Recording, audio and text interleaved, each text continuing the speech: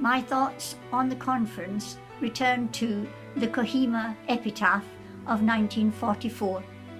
When you go home, tell them of us and say, for your tomorrow, we gave our today. The gift was that of a peaceful future, lived in cooperation, collaboration, and respect, one for another, and friendship, one with another. I'd like to leave you with a quote from Teilhard de Chardin, the French philosopher.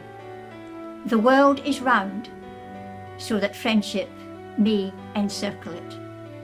Wish that it would. For many British people, 8th of May stands highly in the list of memorable dates, a date on which, of course, we finally brought defeat to Germany for the second time since we had done the same in the earlier military encounter, 1914-18, World War I. What began in September 1939 and lasted for 6 years of arduous struggle is regarded, quite properly, as a just war, since the Allied armies fought against a political ideology, Fascism, which had sought to enforce its power by extreme military action and suppression, by geographic expansion, and also, and probably most importantly, by the deliberate attempt to exterminate a whole race of people, the Jews. While CAIF would not wish to be associated with any celebration of millions of lives lost, we acknowledge that for many people there is a need to commemorate the fallen and the sacrifice made. In particular, we honour the courage of soldiers and medical staff in all the theatres of war, as well as the civilian casualties at home and abroad, many of whom paid the ultimate price for their bravery. Circumstances conspired to put Coventry at the centre of the post-World War II movement of town twinning.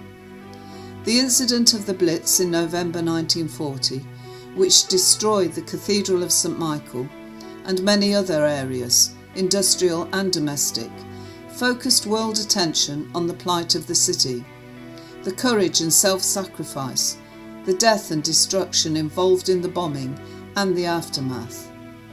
The word to Coventrate epitomised a situation in which non-combatants were in the front line.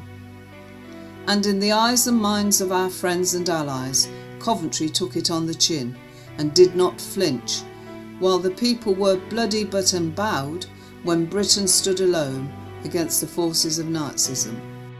The seeds of the first twinning were seen when the women of Stalingrad and Coventry exchanged greetings in 1942, comforting one another in moments of struggle, and this led, in due course, to the first international town twinning of cities damaged by war.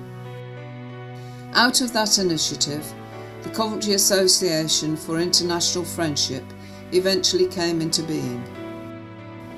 Today is also World Red Cross Day, an international day that is dedicated to alleviating human suffering, upholding human dignity, protecting life and preventing emergencies and natural disasters such as floods, earthquakes and epidemics.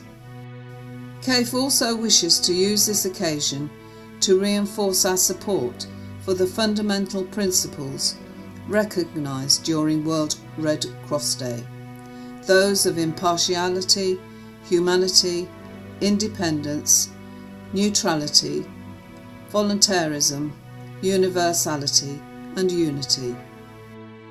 On a day which marks the achievement of a military objective in the cause of peace, but also extols a humanitarian mission to alleviate human suffering, protect life and health, and uphold human dignity, especially during those same armed conflicts and other emergencies. We send this message of solidarity, mutual support and respect to our friends abroad.